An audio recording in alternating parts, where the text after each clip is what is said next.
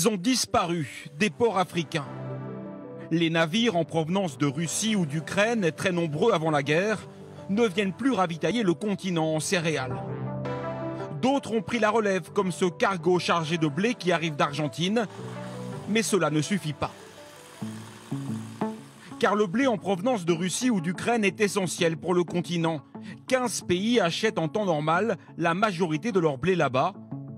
Le Bénin ou la Somalie dépendent même à 100% de ces importations.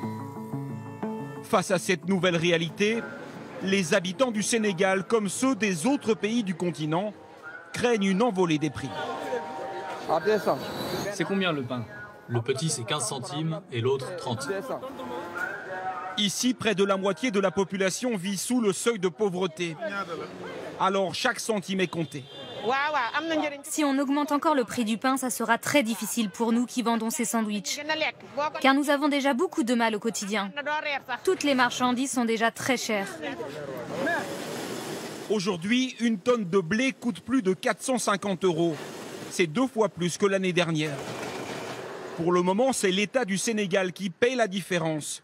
Cela permet de geler le prix de la farine et du pain. Mais cette hausse brutale inquiète les meuniers.